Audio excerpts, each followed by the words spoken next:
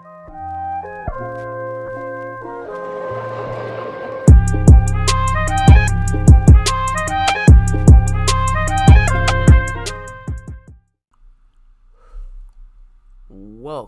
to HASSCAST. I finally got a goddamn haircut. Yeah, I mean, look at this. I mean, I'm pretty confident in it. But yeah, we got some films we're gonna review, a new album that we're gonna be checking out and reviewing. I've already listened to it, obviously, but yeah, and I've been doing CrossFit now. I don't know about you, but I'm trying to get more healthy. I feel like every week I try a new diet or something, or get healthy or something like that. And hopefully this next routine I'm starting really helps me out. I feel like you can never really stop being healthy. You always have to be healthy, or you always have to try to be healthy. Do or do not. There is no try, as Yoda said, but there's a certain experience when you're working out. It's this ultimate connection, right? When it's done right, when the endorphins are up. Yeah, man. I just love fucking working out as much as possible, but I really I shift a lot of my energy into what I should shift the energy I put into this into working out. Maybe I'd be more happy. I mean, I gotta be real with you. I can't act like this is the only thing I enjoy fucking doing. Okay? It's just fun to me, but I can't act like this is the only thing I enjoy doing in my life. I really want to fucking get more healthy and shit. You know? I don't know. But we're gonna be checking out some films on this podcast today. And the first film, actually we're gonna be checking out one film. And this film is Malcom and Marie, released a while back, not too far ago, but far ago. But yeah, so this is John David Washington and Zendaya. That's it. That's the only actors in it, right? But it is the first film done in quarantine, filmed in quarantine, in secret. I believe the writer and director was actually a part of Euphoria, which is who Zendaya was a part of.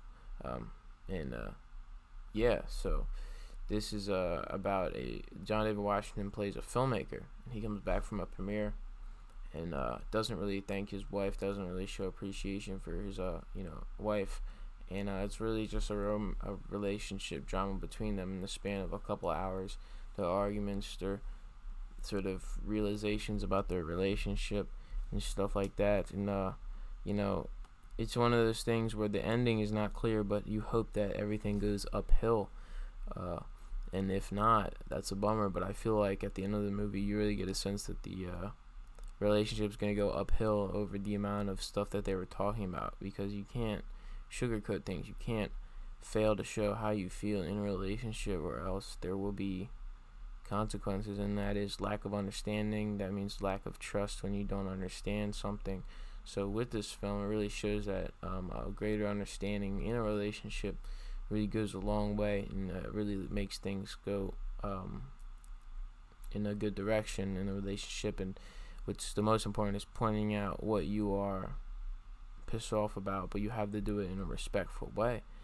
And that's what makes the movie interesting, is that there was respectful points of them showing it, of how they felt about each other, but some of the times it was just kind of over the top, and like, okay, we get it, you're writing a lot of words for them, and there's a bit of over-top showcase of them displaying their emotions.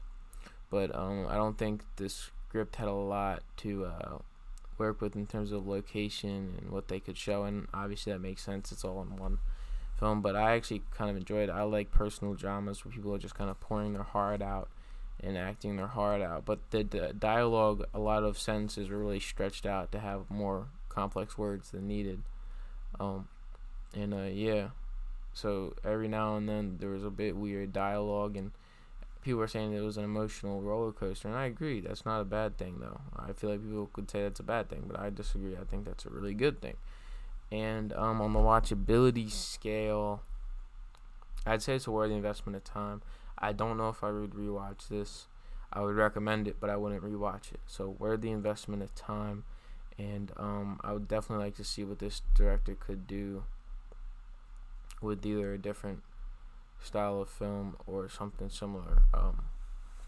But yeah, I want to see this director seems to know how to work with what he's able to do, and he made this film during quarantine, and that's an inspiring act right there, to make a film when the world's going to shit a while ago. So, 'cause a while ago was way worse than it is now. It's still shitty now, but you know what I mean. So it's March. It's almost been a year of this shit. So shouts out to the director of this. Let me shout him out real quick. Sam Levinson. Shout out to Sam Levinson. Great job. John David Washington is becoming one of my favorite actors. So really, after seeing Tenet, I love Tenet so much. But somebody said he looks like Lil Zay. Palm Tree told me that. Palm Tree said he looked like Lil Zay, the Scheme Posse rapper. That's funny as shit, by the way. Yeah. Alright. So we got a new project called Don't Take It Personal by FFA Johh and Swishy the God, executive produced by Swishy. And yeah, I'd have to say this is like genuinely one of the greatest local projects. He's out of Salisbury, Maryland, which is real close to Delaware, but Swishy's out of Delaware, so I could say this is a Delaware project kind of. You know, and it's real local. And I'm going to play a little bit of Trophies so y'all can get a gist of how good this is. Yeah. Let's go. Ooh. This background noise, right? Like, it's awesome, dude. This is the best song on the album. Hey, I'm ballin' real hard, gotta give me a choke. Yeah, I gotta go hard, man, I gotta stay focused. Yeah, they want me to fall, but they never stay on. I've been stepping on souls, I don't feel no bone. Yeah, I'm hot, and they not. And I guess that's why these niggas mad. Oh. Get the guap, get the cash. Had to run up on my fucking bag. The streets, they be talking, they know how to hide. Wanna bring up a bad bitch, I probably done pop. So that's some sort of awesome bigger picture vibes with that song right there. And I feel like FFA Johh gives me those Polo G type of lyrics and subject matter, but he has the voice of YNW Melly and Gunna mixed with a dash of something else.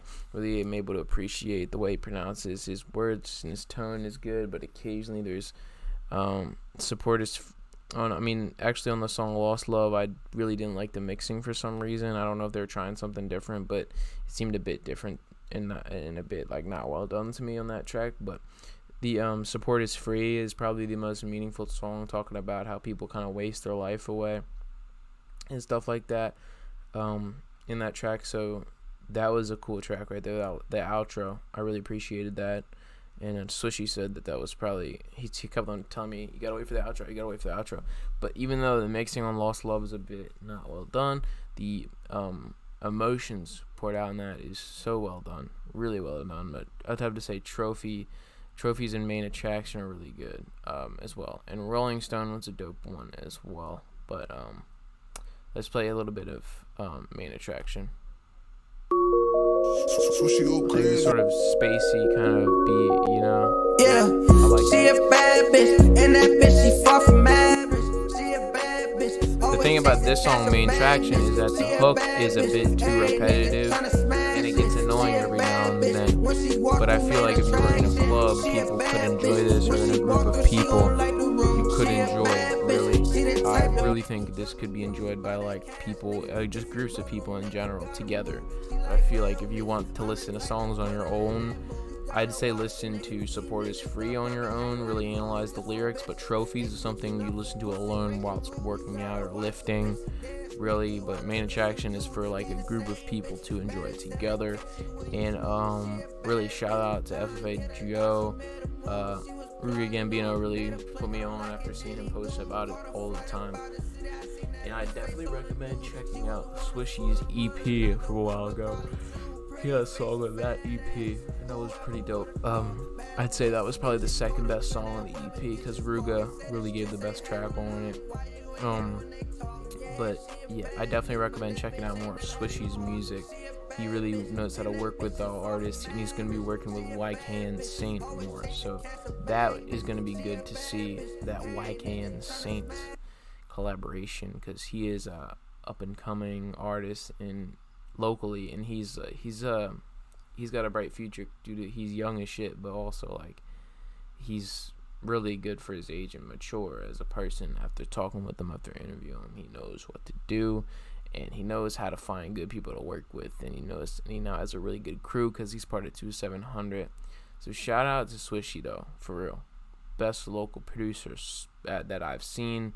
I'd put him up to the same echelon as Unlucky and Mad Snake. Shout out to him. Okay, so let's check out a classic. Okay, it's not a classic fully, but you know, I mean, when was this released? I don't know. 3 months ago. Yeah, sure. But this is Slim Gorilla featuring Soulze. What happened to G shit? I know all the lyrics, guys. We're gonna be reviewing this song for fun. I just want to recommend this. This is a recommended one. Back up in the day, players get the G. Staying well running, and staying low key. My partner Soulze, solid like it's gold. You lemon lames is frail, that fold like hoes. The gamers need the stitches, knock them off the hinges. Need to re-up on some instruments. Look at that cover, Tim Dunn. Yeah, this nigga's lame, don't keep it players. Niggas so simple and candid like now and laters. Niggas is some busters, niggas is so sad. I be coming through with the goddamn jab with my nigga Almighty. Isn't that amazing? Rolling with that sack. You know he got that motherfucking pack laid back. And I be pimping like the Meg, feeling like I'm goated. Hustling in the game, and these boys they can't hold me. Yeah, I see them going right, so I went left like Ginobili. Staying high up, Texas players never folding. I be holding on my own, getting paid all off my phone. Me and she really riding like a smoking really cones. keeps me Going two going. under the limit, cause I'm always riding dirty. Still staying with your mom, then you're pushing 30. Get up on your shit, get up on your grind. Man, you too damn old to be this broke, you wasting time. But this on pandemic for all the real hustlers. Doom shop killers, passion players, staying clear from all you plucking motherfuckers. Whatever they use for that 808 or whatever, that sort of funky 808, it's so cool, awesome. Kevin the Cream knows what's up. And shout out to Slim Gorilla and the Passion Players. Really appreciate their music. I was actually listening to a Soulze radio on Spotify, and a Slim Gorilla's track got recommended to me. And if I want to check out and see if Spotify you can see your history, because I wish I knew where that was and shit. Like, I need that track. But yeah, man. Okay, let's go for it. Nostalgia case, roll it.